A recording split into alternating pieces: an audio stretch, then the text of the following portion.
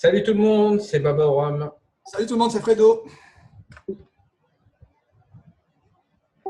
Là, on a envie de parler de deux, trois trucs ensemble par rapport à l'état du monde libre actuel. Le premier point qui va faire grincer pas mal dedans, c'est l'intégrisme du libre actuellement. On se croirait carrément dans un monde religieux. Exactement. Alors, ça va entourer plusieurs choses, hein. Ça va entourer, on va étudier aussi au niveau du monde francophone et du monde anglophone, et aussi, bon, bah, les systèmes dits. Mais le système Ninite, c'est l'exemple parfait de la guerre des Inites. Là, c'est vraiment la guerre sainte.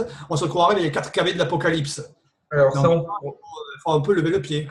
ça, on prendra plusieurs exemples aussi de distribution. Ouais. Donc, le deuxième point qu'on va aborder, c'est tout ce qui est le discours un peu trop léché marketing et, dirons-nous, aussi aseptisé qu'un fromage blanc à 0%. Voilà, c'est-à-dire que là, on va discuter un peu par rapport à la nouvelle mode linuxienne. Bien sûr, avec aussi l'exemple des projets qui ont tendance maintenant à faire des enfants dans le dos des utilisateurs. Alors, ouais, et vous allez voir qu'on a deux manières de faire. Dans le monde francophone, bah, vous allez voir ce qu'on va dire, et dans le monde anglophone, ils ont aussi leur méthode, hein, outre-Atlantique ou même un peu partout dans le monde. Elle est beaucoup plus cachée. C'est beaucoup Voilà, plus. voilà. Soit c'est la mitrailleuse lourde, soit c'est le pied dans le ciment. Voilà. Et ensuite, après, voilà, bah, c'est terminé. les conclusions, les conséquences qu'on en tirera et les conclusions. Alors, je te laisse démarrer sur le premier On point. va commencer avec l'intégrisme du libre, tout simplement. Parce qu'il faut dire chose comme elles sont, maintenant, on est dans une période quasi religieuse. Parce que depuis quelques années, ça devient carrément, c'est la folie furieuse. Il faut le dire chose comme elles sont. Bien sûr, c'est la guerre des Zéniths qui est l'exemple le plus parfait. Quand on voit des projets, pour ne pas le citer encore une fois, Manjaro OpenRC, qui décide de claquer la porte, on ne saura pas pourquoi d'ailleurs, mais je m'excuse. Si on regarde, il y a toujours eu du choix dans les Zéniths, même s'il y a tendance à avoir un système qui commence à prendre le dessus par rapport aux autres, mais il y a toujours du choix. Oui, il y a toujours du choix au niveau des inits. Vous avez encore un init 5 bon, qui est un peu vieillissant mais qui fonctionne. Vous avez OpenRC. Et puis, on en invente d'autres, hein. Vous allez voir, on va détailler aussi. On en invente d'autres. Mais Attends, là, on peut faire une liste non exhaustive. Bien sûr, il y a OpenRC, il y a Runit, il y a S6, qui n'est pas très connu mais qui existe. Il y a Nosh, oui, ça existe. Il y avait Feu Upstart développé par Canonical. Et en gros, c'est tout ce qu'il y a de mémoire. Mais à la différence, c'est que cette guerre des inits, elle n'est pas faite entre tous les inits, c'est tous contre Système D. Alors Ouais, ça, tous contre pendant tout un moment, et ça a parcouru là plusieurs années, on pensait il y a quelques mois que c'était terminé, que la hache de guerre avait été enterrée, mais on est loin du compte, puisque la plus grosse partie qu'on a vue récemment, c'est la fin de la Manjaro OpenRC, qui était un projet super fiable en OpenRC, et avec Artix, et là Fred va vous expliquer. Non, mais pour moi, je peux dire simplement, c'est que le projet s'attaque à trop gros pour lui. Maintenant, il veut prendre tous les systèmes d'init, sauf le système D. Donc, si on prend une base OpenRC, moi je m'excuse, base OpenRC plus précompilée, c'est Calculate. Point final. Base précompilée plus Runit, c'est la Void. Point final. Donc déjà, il se prend deux balles dans la gueule. S6, il y a Baron, mais c'est coup ça. Je m'excuse, mais quel intérêt? On mettra les liens dans le descriptif, mais ça fait au moins 4 ans et demi qu'Arch Linux a dit on laisse tomber les paquets 6.5 init. Ça fait 4 ans et demi qu'on attend une nouvelle arche avec autre chose que système D. Et qu'est-ce qu'on va arriver? Que dalle. Voilà, exactement. Et cette guerre, elle est insupportable parce qu'un système d'init, en plus, pour le moindre utilisateur, il le voit à peine, il en a un petit peu rien à faire. L'important, c'est au final le résultat de la distribution, pas ce qu'elle va utiliser comme système d'init. Je m'excuse, le système d'init, c'est le moins cher que tu vois, le moins avec le noyau. Tu vois juste ses conséquences. C'est tout. Non, mais Ouais. le projet Artix, pour moi, il est mort. Si je veux de l'OpenRC, je prends Gentoo, Funtoo ou Calculate. Point final. Alors, pour ce qui est du projet Artix, ce qui est encore pire, quelque part, c'est que, et ça, on vous montrera par rapport aux histoires monde francophone, anglophone, j'ai vous cité quelques petits trucs qui ont donné lieu d'ailleurs à la production de cette vidéo en binôme. Et là, sur ça, je pense, est-ce qu'on a terminé le premier point, Fred ou... ou est-ce que… C'est principalement, mais là, je Voilà. crois que une petite conséquence qu'il faudra aborder, c'est l'explosion potentielle de certaines équipes. Oui, ça, ce sera dans les conséquences. Maintenant, il y a l'aspect aussi marketing qui commence à pénétrer à plein tube le monde Linux. Et ça, il faut se remémorer ce qu'était Linux dans dans la fin des années 90. Ah, mais c'est très net. Si on prend les Linux des années 90, le langage marketing, ils n'en avaient rien à faire. Tout ce qu'ils voulaient, eux, c'était faire avancer le schmilblick. Non, mais maintenant, on est tombé dans un langage aussi aseptisé que du fromage à 0% et encore à côté, le fromage à 0% serait un bouillon de culture. Non, je m'excuse. On peut dire qu'on est passionné, oui, mais le langage marketing, trop, c'est trop. Moi, je m'excuse, ça ne passe pas. Est-ce que Alors, si n'y avait pas eu des Matthew Stallman, des Theodorat, des Linus Torvalds pour taper du poing sur la table de temps en temps, est-ce que ça aurait bougé? et le pire dans l'histoire, c'est que moi, j'ai une vision du monde anglophone, là pour le coup, qui était moins, même encore aujourd'hui, business avec Linux, parce qu'ils sont entourés de business, donc ils doivent bien s'échapper quelque part un petit peu de ce monde. Et le monde francophone, l'être beaucoup plus ouvertement quelque part que le monde anglophone actuellement. C'est tout inversé. Non, mais c'est-à-dire, j'ai comme l'impression maintenant que l'informatique libre, en général, est aux mains des ingénieurs en marketing, c'est tout, quoi. Ce n'est plus ingénieur technique. Et là, on est obligé de dire qu'on a un exemple dernièrement qui nous a été rapporté par plusieurs publications et aussi, et c'est pour prouver aussi notre bonne foi, même par rapport à une personne qu'on n'apprécie pas tous les deux, qui est actuellement qui est Adrien Linuxtrix, mais là, chapeau, ça a bien été relevé au niveau d'un certain service mail dont Fred va vous parler. C'est-à-dire que c'est Open Mailbox, j'en ai parlé sur la Framasphère, qui a décidé de faire payer ses services et de faire un bel enfant dans le dos des utilisateurs de départ. Et pour la plupart des utilisateurs débutants de ce type de service, pour migrer, ils vont être obligés quasiment de payer, puisqu'il va falloir, ils vont récupérer par POP en fait. C'est-à-dire que là, ils ont pris un service et pour récupérer leur courrier électronique, eh bien, ils sortent le pognon. C'est pas le cadeau. Et je ne suis pas sûr que leur webmail, je ne connais pas leur webmail, il est possible qu'il y ait une procédure, mais en l'occurrence, ce sera fastidieux pour le tout un chacun, pour Michu. Et oui, c'est du racket. Adrien a bien exprimé, c'est du racket. Du racket pur et simple. D'ailleurs, il a repris un article de TKPix qui disait que c'était simplement du racket. Mais moi, je ne m'étonnerais pas que des personnes qui voulaient se dégoogliser retournent sur Gmail pour avoir leur courrier électronique. Et si Gmail et Hotmail ne l'ont pas fait, moi j'ai une boîte qui date de 1996 ou quelque chose d'Hotmail, elle est toujours accessible, je peux toujours me connecter avec IMAP, il n'y a pas de souci, je peux toujours migrer. Chose aussi que je vais rajouter dans l'histoire, certains vont me dire par rapport à, tu sais, l'espèce de boîte mail, tu sais, type Outlook qu'il y avait dans les solutions cloud d'Office, qui est devenue majoritairement payante. Tu te rappelles, au niveau des micro-sites commerciaux? Bon, oui, mais il donnait toujours une procédure de migration, là, pour le coup, pour adopter une solution qui restait gratuite. Beaucoup ont eu peur. Déjà que ça a gueulé à l'époque à cause de ça, mais alors ça…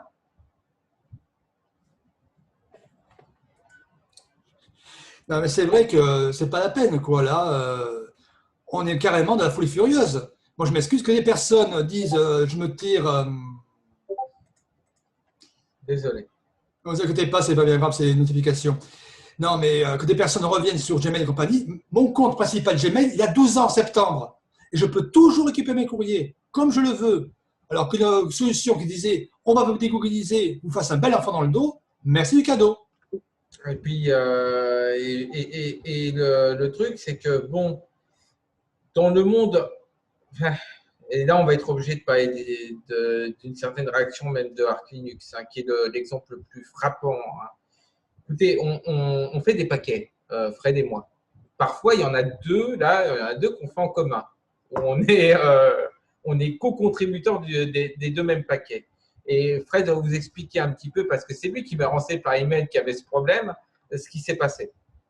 Mais tout simplement, il y a un utilisateur qui a joué un peu zélé, n'est-ce pas, qui a décidé de demander la destruction des paquets parce qu'ils avaient Manjaro à l'intérieur. Donc j'ai répliqué tout simplement pour le paquet d'encodage avec FFmpeg NVENC pour NVIDIA. Très bien, si le paquet pour un Manjaro est sucré, qu'on sucre le mien. Bip. voilà, pour le moment, c'est restreint qu'à une personne. Le problème, c'est que on sent une espèce de lame de fond arriver tout doucement. C'est le calme avant la tempête, où chaque distribution va bientôt, à un moment ou à un autre, jouer en tapant sur la gueule de façon générale des autres, et bien en faisant des coups de pute. C'est-à-dire, tiens, si j'essaie de détruire ça ou si j'essaie d'écarter sur ça. Si Tuxenvap conseille particulièrement Manjaro d'origine, et a tendance à dire que les autres, bon, au niveau d'Ubuntu, c'est FXRelease, etc., elle n'a pas pour but de leur faire des coups de cochon par derrière en essayant de, je sais pas, de s'approprier leur serveur ou de les faire démolir ou de les faire, bon, disparaître. Il y a aussi un autre point, c'est qu'il y a de plus en plus de tendance aussi dans le monde du livre à vouloir redevenir Linux son petit joujou pour geek. Oui, et ça, c'est un très gros problème. Oui, parce que j'ai un commentaire sur une vidéo qu'on dit une personne, que je ne citerai pas, mais je vous mettrai le lien dans ma vidéo en question quand je disais que j'arrêtais les vidéos Linux pour le moment, qui disait Madame Michou avec sa distribution Foubar, j'en ai rien à foutre. Personne n'a rien à foutre, moi le premier. Donc, ça veut dire l'utilisateur standard dégage, mais dans les années 90, il y avait quelque chose qui était plutôt vicieux, mais en même temps, on voulait que tout le monde soit technicien. C'est fantastique, on voulait que tout le monde soit technicien. On disait, vas-y, va lire les manuels, etc. Il faut que les utilisateurs se bougent pour dégager Windows, etc. C'était ça le point positif quelque part. Et le point négatif, c'était, si tu ne veux pas faire l'effort, dégage, retourne sous WinCrash à l'époque. Puis ensuite, la communauté Linux s'est assagie en disant, on doit pouvoir compter sur l'utilisateur grand public. Donc, il faut essayer de séduire. Fedora avait commencé, Ubuntu a terminé cette. C'est ça, oui, c'est avec Ubuntu, et à partir spécialement de la 6.06, qui a été ma première distribution sur très long terme, que j'ai pu passer à Linux pour de bon. Parce qu'ils avaient compris, en suivant le chemin déjà entamé, qu'il fallait faire quelque chose de léger, de stable, de fonctionnel. Et maintenant, on revient tout à fait l'opposé. On voit avec la guerre des Zéniths, pour en reparler, que maintenant, on veut faire des joujoux pour geeks. À quoi ça sert si ce n'est pour la masturbation mentale? Et là, aujourd'hui, on veut dégager de nouveaux utilisateurs standards. Alors, on ne veut pas qu'ils aient une connaissance d'informatique, on n'en a rien à foutre, parce qu'il n'y a plus d'engagement idéologique. L'idéologie n'est pas obligatoirement négative. Le mot idéologie, on lui a donné une connotation négative parce qu'on est dans un système, et là je vais finir par le dire, on a un système de pensée unique où pratiquement tout ce qui va à contraire de la pensée unique, on l'a nommé idéologie. Mais on a rendu le mot idéologie péjoratif. C'est fantastique. Le système, il est complètement cloisonné, on ne peut plus rien, on ne peut pas sortir de là. Exactement, non, mais quand on voit les projets comme Artix et compagnie, moi je m'excuse, à quoi ça sert si ce n'est pour une minorité qui sera minoritaire et qui ne servira pas du tout à faire avancer le projet? Je pensais que c'était populariser au sens noble du terme les distributions Linux et compagnie qui pouvaient faire avancer les choses. Je dis me tromper. Pour le moment, il y a des choses qui peuvent vous apparaître comme anodines à vous, mais qu'on peut visualiser et on peut visualiser un certain nombre de courants. Est-ce que ça va faire un long feu, c'est-à-dire ne provoquer aucune conséquence pétard mouillé, ou est-ce que ça va provoquer des lignes de fracture? On ne peut pas le dire encore. Ça, c'est quelque chose, mais il faut être prudent. Très prudent, je dirais, oui. Parce que quand on se passe, ça va finir par disloquer des équipes qui étaient à peu près potables. Et puis, au moment, ça grossit, point de fracture et ça explose. Alors, dans le monde francophone, qu'est-ce qu'on peut dire actuellement au niveau Linux? Bon, bien, pour le moment, en ce moment, il y a peut-être une tentative de certaines personnes de tirer la couverture à soi. C'est peut-être ça que je vois un peu. Tout le monde qui essaie de vendre sa soupe, c'est normal d'ailleurs. Surtout l'aspect marketing. Ouais, c'est vrai que l'aspect marketing, maintenant, sans être méchant, on en dégueule de l'aspect marketing. On en a une overdose d'aspect marketing. Où est passé Linux passionné? Où? Voilà. Et c'est l'aspect, je veux faire parler de moi, je veux absolument arriver à être le meilleur dans quelque chose de libre et gratuit. Donc, après tout, ça devient de plus en plus idiot. Mais on sent bien que la pénétration de cette forme de guerre des élites ou de je fais ce que je veux, on n'en est pas si loin, même sur des esprits brillants. Des esprits brillants, et j'en suis un petit peu désolé. Il y a un truc que j'aurais montré en partage d'écran, là pour le coup, mais là je ne l'ai pas devant moi. si tu peux le faire au niveau de la petite vidéo de Fabrice Gauguin. Je te cherche ça. Ok. Parce qu'il se trouve que Fabrice Gauguin, en même temps, est un bon support de Tuxenbap, hein, distribution auquel on est pilier, Fred et moi. Et il se trouve que tout d'un coup, il a pété un boulon sur l'article, alors que visiblement, moi j'ai mis en commentaire les remarques, visiblement, je vais vous retrouver mon commentaire, parce que là je suis obligé de meubler pour que je le retrouve, je n'ai rien préparé comme un con. Je l'ai su, je partage l'écran. Alors, il y a Fred qui va vous partager l'écran, comme ça vous allez voir en plus mon commentaire à la vidéo, expliquant en fait clairement ce qu'il dit dans la vidéo. Je voulais qu'il mette plusieurs points. Je descends le scroll. Voilà, on va descendre le scroll. Voilà. Alors, je ne comprends pas là.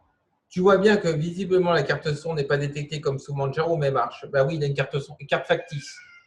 Carte factice, ça veut dire qu'elle n'est pas détectée. Les outils graphiques sont absents, donc adieu utilisateur de base. Donc, abandonnez PAMAC. Hein. PAMAC, il n'y est pas. Donc, on est sur une large base, très clairement, là pour le coup.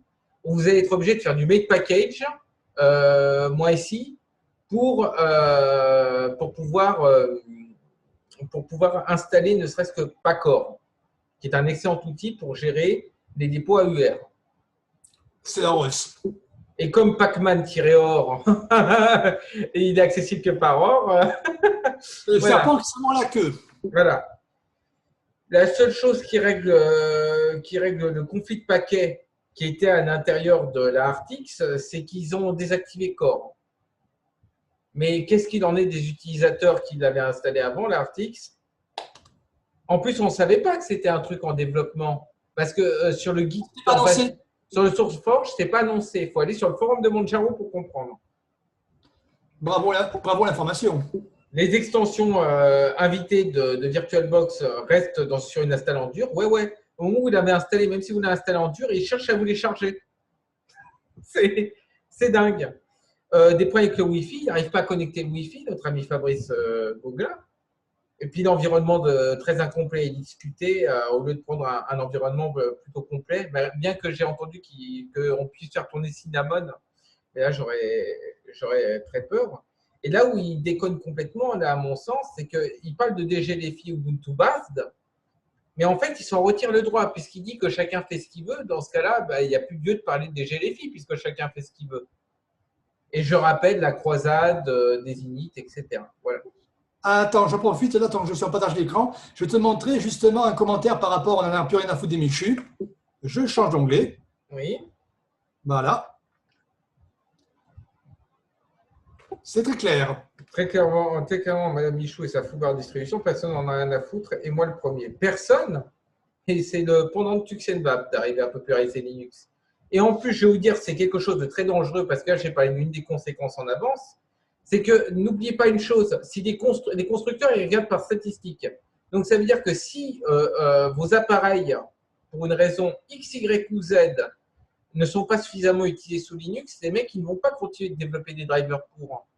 Soit vous dites, mais on va faire de la rétro-ingénierie. Ah oui, mais avec l'histoire de brevet, et ça ferait de vous expliquer en quoi c'est différent, et celui qui va vouloir jouer à ça, il risque de se retrouver au tribunal. Hein. Explique, Fred. C'est pas qu'un peu. Un dernier point avant que j'aborde ça, un petit passage de parlement d'anglophone. Justement, je vais montrer à quel point ça est arrivé de folie furieuse sur le plan intégriste. Je vous laisse apprécier la fin du commentaire. Là, je le redescends. Voilà. Never mind system death. On est quand même arrivé à ce point-là. Appeler système D, système death, je m'excuse, c'est carrément de l'intégrisme religieux. Voilà. On est exactement dans ça et ça nous fera aborder, une fois que Fred vous aura expliqué la question des brevets, la partie anglophone. Voilà. Donc, pour les brevets logiciels, je veux bien qu'ils n'existent pas en Europe, mais dans les États-Unis d'Amérique, ils existent. Et il suffirait qu'ils soient légèrement importés et la rétro-ingénierie, eh bien, on l'aurait profondément dans le popotin. Voilà. Donc, on retournerait exactement comme à la fin des années 90 à essayer de se battre pour arriver à avoir du support matériel supplémentaire. Et encore, aux années 90, ce serait généreux. Voilà. Alors, maintenant, on va attaquer le monde anglophone, qui est beaucoup plus vicieux, vous allez comprendre, parce que tout se fait dans le dos, en fait. Et Ouais, vous ne voyez pas. ne serait-ce que l'histoire du système dev, moi je m'excuse, c'est pas très gentil. Est-ce qu'on va parler d'OpenSheet, d'OpenSheet par exemple? Non, j'ai pas vu ça. Alors, bon, ça a été démenti, mais bizarrement, ça avait pénétré cette rumeur, comme quoi le gars qui a fait Système D, on voulait le buter. Donc, Oui, recruter un tueur à gages avec des bitcoins pour mettre une prime sur la tête de Liam Portering. Ça a été démenti. Mais pour combien de temps ça va être démenti ce genre de rumeur? C'est la voilà. question. Voilà. Et en plus, on n'a pas l'assurance que ça ne se soit pas passé. Simplement, on essaye d'écraser ça parce que, et ça peut être vrai, hein, ça peut être vrai. Ça peut être vrai parce que ça a été rapporté par plusieurs sources. Le problème, c'est que pour le moment, on ne sait pas vraiment, mais je comprends pourquoi ils essaient d'écraser le coup. Si ça s'est passé, il vaut mieux le démentir parce qu'alors là, Sinon, ça pourrait chier. Beaucoup. voilà, ça pourrait chier beaucoup. Et les trois quarts du temps, les choses se règlent par derrière dans le monde anglophone et c'est parfois beaucoup plus violent que dans le monde francophone, pour le coup. C'est peu que de le dire. Ah ouais. Explique-nous un peu le truc des règlements de compte par derrière. Oh, ben, tout simplement, ben, c'est le principe du oh, t'es gentil et paf, un coup de poing dans le dos. C'est le même principe. Hein. Voilà. Destruction, strikeage des paquets sans que tu puisses te défendre, par exemple sur le canal or. Ça peut être tout simplement, par exemple, le fait de s'acoquiner avec des gens à l'intérieur d'une distribution et faire dégager un gars sans lui avoir même parlé, parce qu'on n'est pas d'accord avec lui. Ou encore draguer un développeur pour le faire partir et savoir très bien que c'est un développeur clé qui va tuer le projet en face en question. Voilà. Classique, classique. Comme ça s'engueule pas, mais alors qu'est-ce que ça baise? Oh, et sans capote. Voilà. Donc, je pense que pour le monde anglophone, on a dit essentiellement, c'est une mécanique qui est très bien employée outre-Atlantique. Séduction, strike, même parfois assimilation des choses, tout en le phagocytant. On a aussi attaqué Non, mais c'est la technique de Microsoft. Microsoft. Voilà, le bon écran sector. C'est avec K. Ne t'inquiète pas, je suis très gentil. Et crac. Moi, Windows Store Linux en est la plus grosse, enfin, la plus grosse partie de l'enfilage. Vous vous en rendez pas compte, mais dès que Microsoft aime bien quelque chose, j'aurais peur à votre place. Ah, mais il aimait beaucoup Netscape. Il a adoré IBM OS2. Ils sont où? Ils sont où? Non, mais moi je m'excuse. Il y a un problème actuellement dans le monde du logiciel libre, et j'avais fait un article de blog dessus, c'est qu'ils font grisette à Microsoft. Souvenez-vous de IBM OS2, souvenez-vous de Netscape, souvenez-vous Lotus, de Lotus 1.2.3. Où sont-ils? ils sont plus là. Donc, depuis que Linux est adoré de Microsoft, moi j'ai peur. Et Ça fait en gros 7 ans que ça dure, mais moi j'ai comme l'impression qu'avec l'histoire des sous-systèmes Linux pour Windows, ça risque de se retourner contre Linux. Parce que c'est lui qui va se faire bouffer la laine sur le dos. parce que le truc, c'est qu'un patron ne va pas aller regarder si c'est plus sécurisé ou si ou ça. La sécurité compte pour très peu, hein, je peux vous le dire. Mais par contre, il va se dire, mais vous pouvez faire tourner des serveurs Linux sous Windows avec le sous-système. Bah, écoutez, on prend une licence Windows englobant le tout, Active Directory, plus tout ça. Il ne va même pas aller se poser la question au niveau de Samba 4 parce que c'est, je suis désolé, ça a très peu médiatisé, c'est trop peu connu, les possibilités de Samba 4 en matière d'Active Directory. Et puis finalement, pourquoi chercher à dire que ce qu'on a sous les yeux? Voyons. Puis Novell avait fait la même chose. C'est pas une nouveauté d'intégrer du bash dans des sous-systèmes qui comportent d'autres sous-systèmes Windows. Novell, au moment où vous le chargez, j'ai essayé NetWare il y a peu de temps pour me rappeler ce que ça pouvait être. Mais vous tapiez bash en ligne de commande et il vous démarrait bash. Donc c'est pas une nouveauté que nous fait Microsoft. Ça peut, oui, c'est bien le vendre. Voilà, c'est juste revendre du machin qui existe depuis des années. Voilà. Alors, les conséquences maintenant, bon, ben, on va être obligé d'en parler parce qu'elles vont toucher aussi Tuxenbap. Personnellement, je te rappelle qu'à l'époque, j'avais dit que je déconseillais la distribution Manjaro. C'était par rapport à la période de pourri du début avril. J'avais en conseillé par la suite. Maintenant, j'hésite parce que qui me dit que dans 6 mois, l'équipe de Manjaro ne va pas imploser à cause de ce qui se Mais passe ce n'est actuellement. pas, mais ce n'est pas que l'équipe de Manjaro, c'est un raisonnement général en fait. Je pense pas, je pense que là le truc Artou va faire long feu pour le coup, là cette fois-ci. Mais je pense qu'il arrivera à une certaine dose de saturation de petits prêtres OpenRC ou de petits prêtres 6V init qui vont essayer de draguer certains développeurs, les mettre dans leur poche pour taper sur la gueule de distribution système D. Voire même on pourrait imaginer que ces gens-là affaiblissent volontairement des distributions basées sur le système D pour qu'on remette OpenRC comme dominant. C'est une très mauvaise manœuvre, c'est une manœuvre d'intégriste religieux, mais qui alerte tout doucement, vicieusement, mettre ses pions en place de façon à créer cette lame de fond. Alors pour le moment aujourd'hui, pour les gens qui utilisent leur ordinateur de manière très professionnelle et qui voudraient même faire l'effort, et il y en a beaucoup qui acceptent de faire l'effort pour des questions de sécurité, de se dire, bah écoute, pour des raisons de sécurité, j'ai quand même entreprendre cette migration, même si elle est dure, etc. Je leur dis, restez sous Windows aujourd'hui. Le temps que la situation s'éclaircisse. Qu'on puisse savoir à moyen terme si les choses vont faire long feu ou si vraiment il y aura des lignes de fracture qui risquent de naître de tous ces problèmes. Vas-y, continue. Pour ce qui est du canal, nous, on a pris une décision, c'est que les gens qui sont trop effrayés par cette incertitude et qui veulent remigrer sous Windows, mais qui ne savent pas trop comment se débrouiller, pour la première fois, et c'est une première sur Tuxenbab, vous pouvez demander à Fred, c'est une décision très difficile que j'ai prise, on les assistera. Ouais, c'est pas le côté de cœur qu'on le fait. Même moi, comme j'avais été quand même pas mal échaudé par les événements de début avril, depuis, j'ai presque jamais conseillé une personne qui voulait passer sous Linux. Je l'ai envoyé vers des distributions pour débutants, vraiment pour débutants. Je lui ai dit de surtout ne pas prendre des distributions trop avancées, mais de rester sur les gros noms. Point final. Mint, Manjaro, etc. Voilà, exactement. Je n'ai pas envie qu'on me dise tu m'as fait essayer une merde, ça ne fonctionne plus. Maintenant, qu'est-ce que je fais? Non, là, désolé. Alors pour le moment, on a dit ça. C'est quelque chose qui n'engage que nous. C'est pas la peine de nous troller parce que de toute façon, on démolira les commentaires à troll par rapport à ça.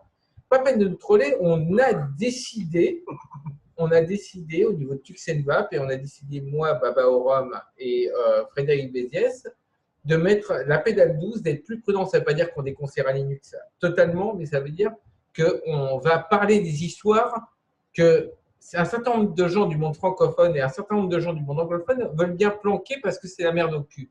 C'est-à-dire qu'on ne les fera pas passer sous le tapis. On va expliquer à des utilisateurs de vie ce qui se passe. Mettre la poussière sous le tapis, c'est ignorer les problèmes, c'est le pire des choses à faire. On va l'expliquer dans un langage qu'ils peuvent comprendre, pour qu'ils comprennent à quel point c'est la merde aujourd'hui et les choses sur lesquelles vous vous foutez sur la gueule, en fait, en l'occurrence. Non, mais se battre. Sans tenir compte de la raison. Quoi? Mais moi, je m'excuse, je vais m'énerver un tout petit peu. Se battre pour un système d'init, ça veut dire quoi? Qu'on se batte pour combattre, pour gagner des parts de marché. D'accord, mais se battre soi-même, moi, je m'excuse, on appelle ça une guerre civile. Ne recherchez pas des messageries libres ou de ci ou de ça, restez sur vos Gmail, vos Hotmail. C'est encore pour le moment, aujourd'hui, la meilleure solution. Ah, mais c'est la solution, malheureusement, de stabilité. Vous n'avez pas beaucoup de choix. Malheureusement. Ce qu'il faut bien vous dire, vous recevez comme tous des factures par Internet aujourd'hui. De plus en plus, Internet devient important dans le monde de tous les jours. Et moi, je peux pas conseiller aux gens des trucs où ils risquent de perdre des papiers importants.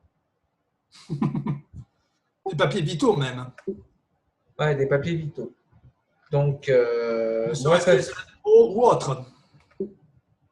Après, je suis sûr qu'on va nous taper dessus. Surtout que vous attendiez qu'on fasse une vidéo en duo, Fred et moi. Vous y attendiez parce que moi, je vais vous dire, Fred est mon meilleur ami. Donc, de toute façon, voilà. Je ne suis pas toujours d'accord avec tout ce qu'il dit, contrairement à ce que certains peuvent dire. Ah, tu es d'accord parce que c'est ton ami. Quand j'ai dit qu'il y avait des trucs sur lesquels je n'étais pas d'accord, je l'ai dit. Hein, au moment où Fred… Quand on est sur certains plans, on est en accord sur nos désaccords. Au moment où Fred, et là je vais employer même à moi ce temps, au moment où Fred a viré ces deux vidéos, j'ai trouvé qu'il était débile sur ça. Parce que c'était d'excellentes vidéos humoristiques. Et je pense qu'il aurait dû s'en foutre. Moi aussi, je fais des vidéos humoristiques. Ah Fred, hein, j'en fais un. Voilà. mais c'est-à-dire que j'ai préféré les enlever parce que c'était mal passé. C'est un ballon d'essai que j'ai voulu faire, c'est mal passé. Bon, on n'en parle plus. Point final.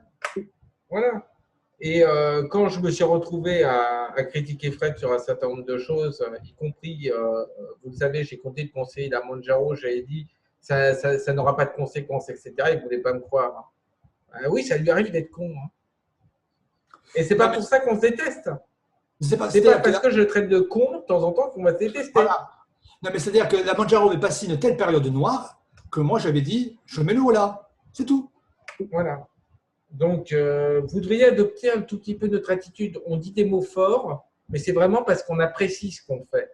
Si on n'appréciait pas ce qu'on fait, on adopterait un langage, ou si on était payé pour, j'aurais pas foutu ce t-shirt à la con, j'aurais foutu une cravate, on aurait foutu costard cravate, on serait en train de faire comme les autres idiots, à faire du marketing, des business plans. Exactement, exactement. Même, bon, je reprendrai mes vidéos Linux dans quelques temps. Je ne sais pas quand. Ce sera peut-être en septembre, peut-être en octobre. Je ne sais pas encore, ce n'est pas décidé. Mais je peux te préciser tout de suite. Si vous cherchez des vidéos où il n'y a aucune passion, où c'est du 0% de matière grasse côté langage, allez voir ailleurs. Avec toute la politesse, allez voir sur votre chaîne. C'est tout. Mais je pense que, enfin, aussi, je pense qu'il y aura plus. Enfin, il y aura plusieurs vidéos en duo aussi. Ça dépendra de l'envie de notre temps libre. Voilà, exactement. Voilà, c'est tout. Et puis, il faut dire aussi que sur YouTube, entre parenthèses, en ce moment, il y a une vague de haters qui fout sa merde. Alors, il faut se rassembler. Il faut savoir s'autoprotéger, protéger encore le projet auquel on est tous les deux associés, moi en tant que meneur, Fred en tant que bêta-testeur, parce que c'est un projet intéressant. Et au moment où les idiots, je suis obligé de dire les idiots, hein, se sont calmés, bah alors à ce moment-là, oui, là on pourra retravailler, je pense, vers la conquête de Linux, la conquête sur le monde Windows. Parce qu'il y a des gens qui me disent, ouais, il ne serait pas bon que Windows dégage complètement. Mais Linux, c'est quasiment un service public mondial. C'est-à-dire que le code est lisible et accessible. Ce n'est pas une entreprise privée, Linux. C'est une série de gens, entreprises et particuliers, communautés, etc., qui travaillent sur un truc d'intérêt commun. Et d'autre côté, vous avez Microsoft qui est une pure entreprise privée qui est là pour faire du profit. On ne lui reproche pas de faire du profit, c'est son rôle. Son job. Mais si ça peut être remplacé par un service public mondial, bah, à notre sens, ce serait quand même meilleur. Complètement. Voilà, voilà. Voilà, c'est tout ce qu'on avait à dire. Hein. Je pense qu'on a terminé. Donc, on vous souhaite à tous une excellente journée et bye bye. À la prochaine. Ciao.